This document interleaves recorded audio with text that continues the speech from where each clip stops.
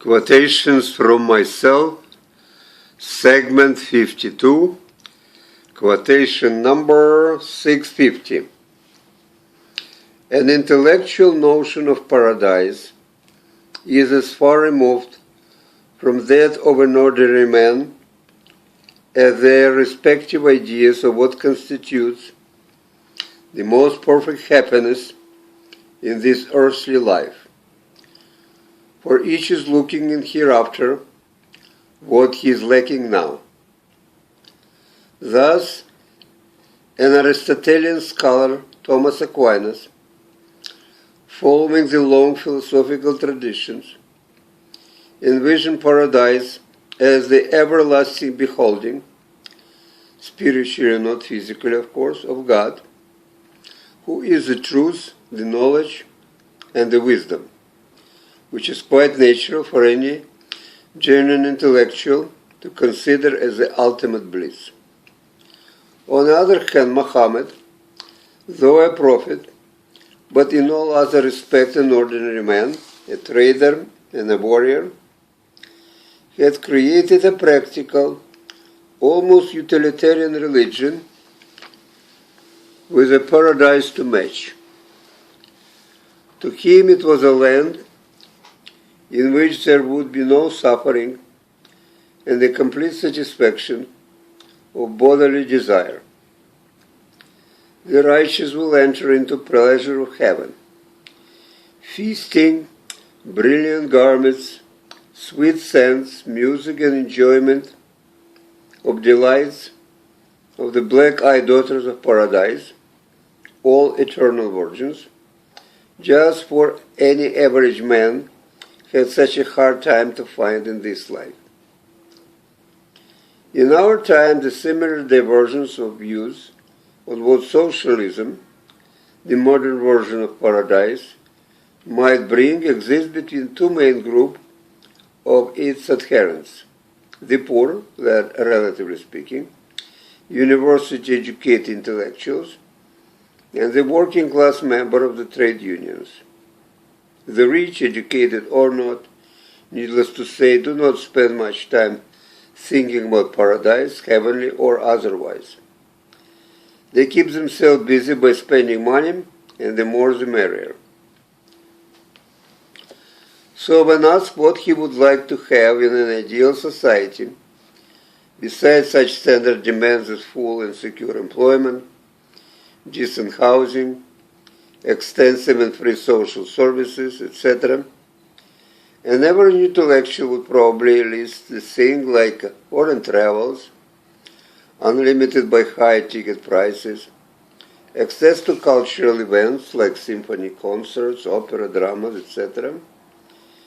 He would also insist on full participation in political and social life, which means the rights and opportunities to freely express his views and opinions.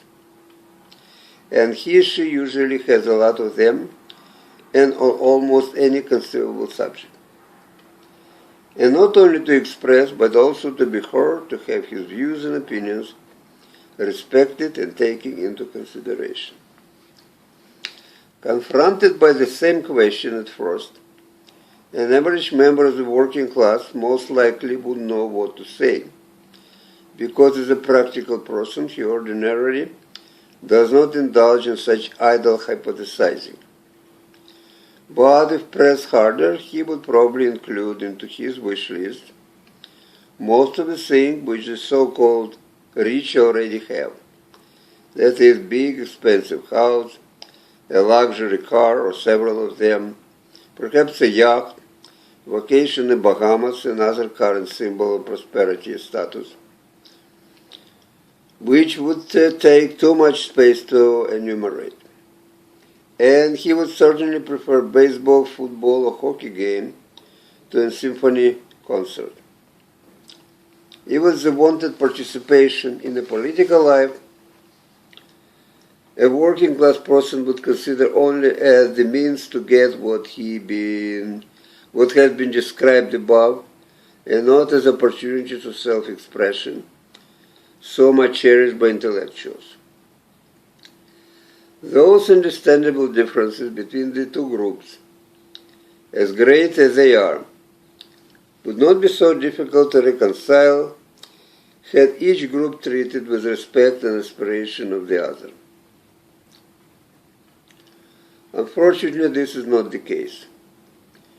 What aggravates the situation further is the fact that it is the intellectuals who usually set the ideological agenda and then, oblivious to the legitimate differences between themselves and the average ordinary people, try to impose either by persuasion, using their superior argumentative skills, or, when in power, by compulsion, their own particular version of the desirable end on the rest of the society. 651.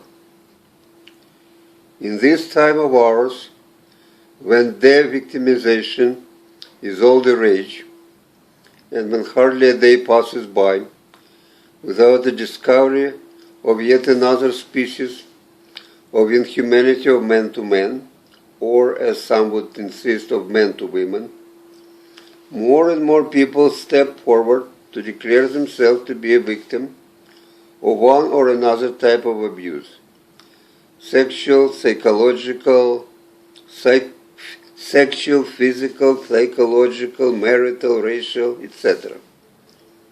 And if in the past people were reluctant to talk publicly about their suffering, and especially about their humiliation, today they seem to be almost proud of it and wear their victimhood as a badge of honor, like the war veterans wear their battle scars.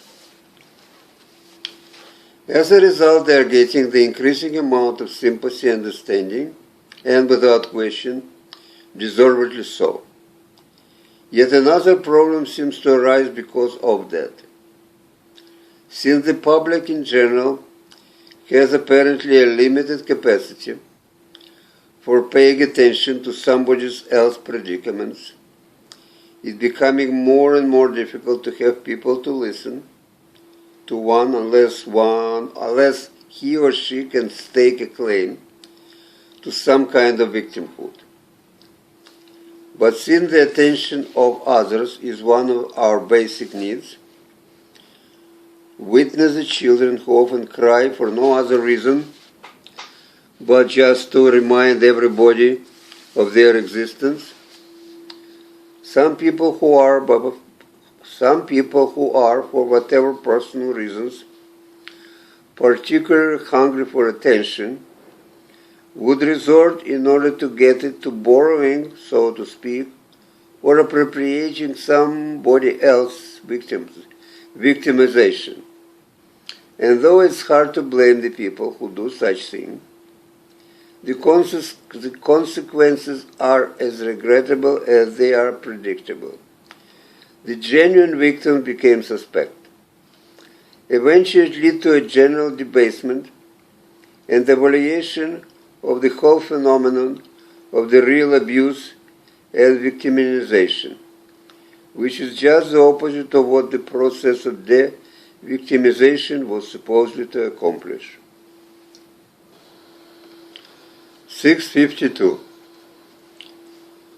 What appears to help a victim of the widespread racism, like a Jew, for example, to cope with seemingly limitless, never-ceasing hatred he is subjected to throughout his life, is paradoxically its universality. For such a member of the persecuted group grows, through the years of relentless torment, to believe, in order to survive psychologically, that the way he is treated has nothing to do with who he as an individual is. That in fact it is not even directed at him personally, but against some abstract, universal, almost Platonic idea of Jew, so to speak.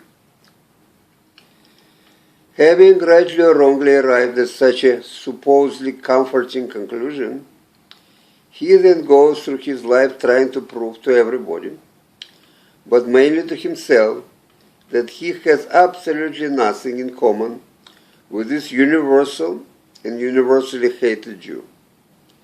To accomplish that, he becomes self-absorbent, self-critical, self-censoring creature, and as a result, though unintentionally, a victim in addition to external, also to self-hate.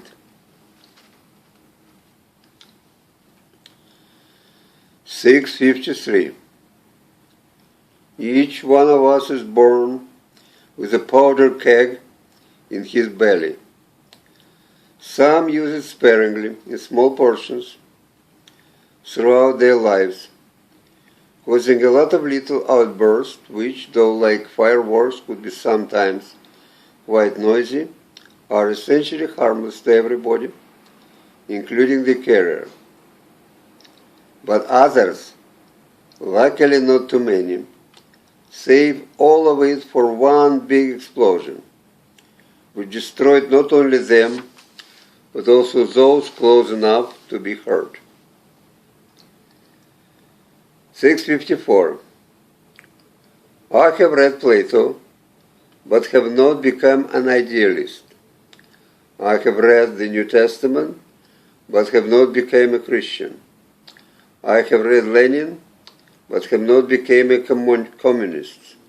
I have read Hitler, but have not become a fascist. I have always been and shall remain to be myself. How often have I seen people with many abilities and talents being prevented from developing any of them by other people or by circumstances, while to those who had none of those talents, the ample opportunity were given to express themselves in whatever way or manner they wished. 656. How the powers that be perceive its ability to successfully maintain its position of dominance can be fairly accurately judged by the way it treated the dissidents. For while the harsh treatment could be viewed as a clear indication of insecurity, the government that is sure of its strength and stability would simply ignore them. By the same token, the dissidents themselves could judge whether their opposition produced any effect by the way the government in power behaves towards them. The harsh treatment means that they are on the right track, but if they are benevolently ignored, the change of tactics is definitely in order.